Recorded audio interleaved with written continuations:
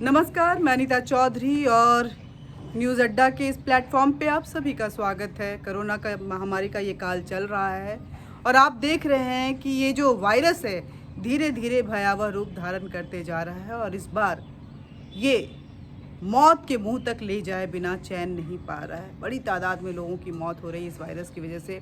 Oxygen की कमी एक बड़ी वजह बन रही है और भी कई कारण हैं इस वायरस से मौत की वजह कोई, लेकिन ऑक्सीजन एक बड़ी वजह है। ऑक्सीजन को लेकर सियासत अभी भी जारी है। अरविंद केजरीवाल कोर्ट के निर्देश के बाद भी, सेंट्रल गवर्नमेंट के सभी फैसिलेशन के बाद भी अपनी राजनीति से बाज नहीं आ रहे हैं। अरविंद केजरीवाल ये समझने को राजी ही नहीं हैं कि फिलहाल वक्त सियासत का नहीं बल्कि संवेदनाओं का है। संवेदनशील होकर सांत्वना देते हुए जनता की सेवा का समय है ये, और यही सेवा बाद में उनको वोट के रूप में प्राप्त हो सकती है। लेकिन उनको शायद इस बात का एहसास है कि जैसे 2 टेन्योर वो बिना किसी काम काज के पोस्टर बॉय बन के दिल्ली को फतेह करते रहे हैं, इस बार भी वही काम आएगा। और टैंकर आए या ना आए, ऑक्सीजन आए या ना आए, सियासत जारी रहनी चाहिए। मीडिया फोबिया हो गया उनको। वो अगर एक दिन भी मीडिया के सामने नहीं आते हैं और कुछ नौटंकी नहीं करते हैं तो उनको ऐसा लगता है कि पता नहीं ज़िंदगी खाली सी हो गई है और वो राजनीति से विलुप्त हो सकते हैं। ये डर उनको सताते रहता है। यही वजह है कि कोई ना कोई नौटंकी करते हुए वो मीडिया में हाजिर रहते हैं। मैं दाद देती हूँ उन मीडिया हाउसेज़ को भी जो अरविंद केजरीवाल के पीछे इस तरह से लगे रहते हैं और उनको दिखाते हैं, उनकी खामियों को नहीं दिखाते हैं।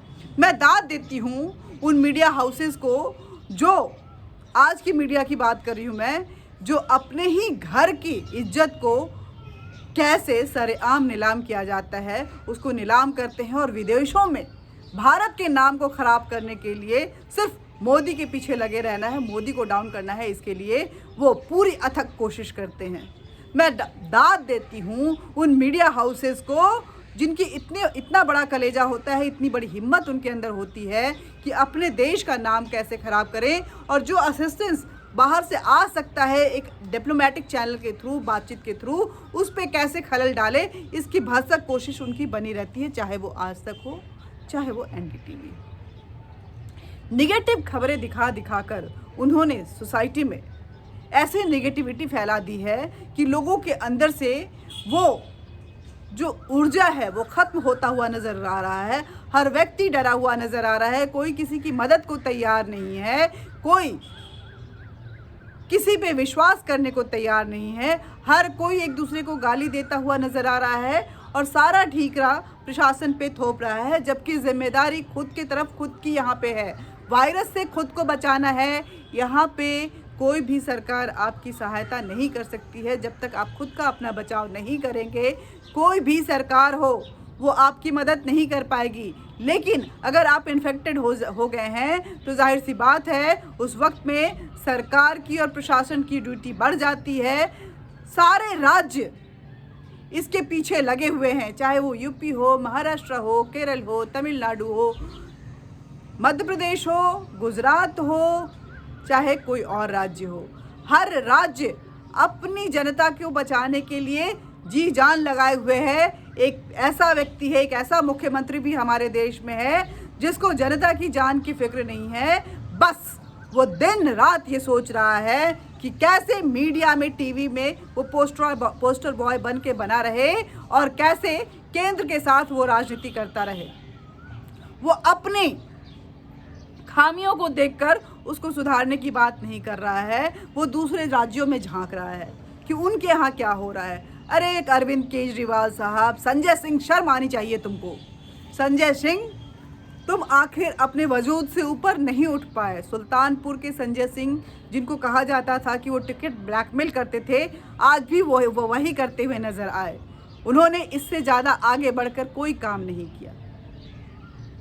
आश्चर्य होता है ऐसी राजनीति पे जो जनता के मौत पे अपनी पब्लिसिटी कर रहा हो। खैर, इन सब के बीच में अच्छी खबर ये है कि कई ऐसे देश, चाहे यूरोपियन कंट्री हो, चाहे रूस हो, चाहे अमेरिका हो, चाहे ब्रिटेन हो, डेनमार्क हो, सऊदी अरबिया हो, हर देश ने भारत को मदद करने की भरसक कोशिश की है। हर कोई ऑक्सीजन दे रहा है, जो भी रॉ मटेरियल्स है वो भारत को प्रोवाइड कर रहा है। अमेरिका, जिससे ऐसा लग रहा था कि बात बनती हुई नहीं नज़र आ रही है, लेकिन कहा जाता है कि इस देश के लिए अजीत डोभाल जब भी ऐसी संकट की घड़ी आती है, संकट मोचक बन के वो सामने आते हैं। विदेश मंत्री जयशंकर और जो राष्ट्रीय सुरक्षा सलाहकार हैं अजीत डोभाल, दोनों की अथक कोशिश के बाद अमेरिका भी मान गया और जो डर्टी राजनीतिक जो बाइडेन खेलने की कोशिश कर रहे थे, कमला हैरिस खेलने की कोशिश कर रही थी, उस पर कहीं ना कहीं भारत की डिप्लोमेसी भारी पड़ी और अमेरिका भी मान गया। ऑक्सीजन का पहला लॉट जो है वो भारत पहुंच भी चुका है और आगे भी जो सहायताएं हैं वो मिलती रहेंगी।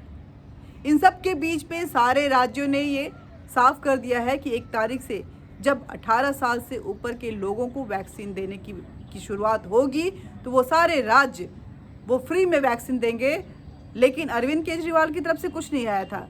जब थू होने लगी तो आज उन्होंने भी ये ऐलान कर दिया कि हाँ वो भी फ्री वैक्सीन देंगे, लेकिन साथ में क्वेश्चन अराइज कर दिया कि वैक्सीन सबको 150 रुपये का ही मिलना चाहिए। ये बढ़ा हुआ दाम जो है वो दिल्ली के लिए भारी पड़ सकता है। अरे दिल्ली की पॉपुलेशन ही कितनी है, आप महाराष्ट्र को देखिए, ग्लोबल टेंडर निकाल के कितना ज़्यादा वहाँ पे स्थिति खराब है, कितनी भयावह स्थिति वहाँ बनी हुई है, लेकिन फिर भी महाराष्ट्र ने ग्लोबल टेंडर निकाल के वैक्सीन के लिए अपना इंतज़ाम कर लिया है। बिहार ने कर लिया, यूपी ने कर लिया, मध्य प्रदेश ने कर लिया, सारे राज्यों ने कर लिया। अगर किसी ने नहीं किया तो वो अरविंद केजरीवाल है। वो अभी भी सियासत, उन्होंने ऐलान तो कर दिया कि हाँ जी हम भी 18 साल से ऊपर के लोगों को जिनको भी वैक्सीन लगेगी हम फ्री में वैक्सीन देंगे, लेकिन देंगे कैसे, इसके लिए कोई रणनीति नहीं बनाई है। अभी भी क्वेश्चन वो खड़े कर रहे हैं, राजनीति कर रहे हैं कि कंपनियां जो हैं हमें भी 150 में दे और यही एक दाम होना चाहिए। अरे अरविंद केजरीवाल जी मान जाइए, राजनीति छोड़ दीजिए, फिलहाल जनता की सेवा का समय है। ये जो अपनी पब्लिसिटी का पैसा है ना वो वैक्सीन में लगाइए, बहुत ज़रूरी है जनता के लिए। ये वैक्सीन बेहद ज़रूरी है, ये ऑक्सीजन बेहद ज़रूरी है, इंफ्रास्ट्रक्चर, हेल्थ इंफ्रास्ट्रक्चर बहुत ज़रूरी है, मेडिकल असिस्टेंस बहुत ज़रूरी है। अरविंद केजरीवाल जी माफ़ कर दीजिए दिल्ली की जनता को और आपसे गुजारिश है कि बचा लीजिए दिल्ली की जनता को। ये मौत का तांडव और ये मौत का खेल, मौत के सौदागर बनकर ये सियासत मत कीजिए, बहुत भारी पड़ेगा आपके ऊपर। मैं धन्यवाद देती हूँ भारत सरकार को जो अपने डिप्लोमेसी के चलते इस संकट की घड़ी में जनता की जान बचाने के लिए इस तरह से अथक कोशिश कर रही है। मैं धन्यवाद देती हूँ उन सारे देशों को भी जिन्होंने भारत की मदद की है और मैं धन्यवाद देती हूँ उन सभी डॉक्टरों को, उन हेल्थ वर्कर्स को जो लोगों की जान बचाने में जुटे हुए हैं। जो जानें चली गई हैं उनको वापस नहीं लाया जा सकता है, उनके लिए संवेदनाएं हैं मेरी, लेकिन जो बची हुई जानें हैं उनको बचाना बेहद ज़रूरी है। खुशहाल का माहौल लाना बेहद ज़रूरी है। देश बहुत ही त्रासदी से गुजर रहा है, ऐसे में ज़रूरी है कि हम एकजुट हो जाएं, सियासतदानों को उनकी आवाज़ को बाहर छोड़ दें और हम एक दूसरे का हाथ थामते हुए एक ऐसा ह्यूमन चेन बनाएं जिसमें हर कोई एक दूसरे के साथ खड़ा हुआ नज़र आए, एक दूसरे की मदद करता हुआ नज़र आए। नमस्कार, बातचीत करते रहेंगे, लेकिन ज़रूरी है कि आप हमारे चैनल को सब्सक्राइब करें, मेरे वीडियो को शेयर करें। सच्ची बात लोगों तक पहुंचनी ज़रूरी है, अच्छी बात लोगों तक पहुंचनी ज़रूरी है, मैसेज ये पहुंचना बेहद ज़रूरी है कि देश को एकजुट होने की ज़रूरत है। इस मुश्किल घड़ी में हमारा आपका साथ बना रहना चाहिए। हमें लाइक भी ज़रूर करें। बहुत बहुत शुक्रिया।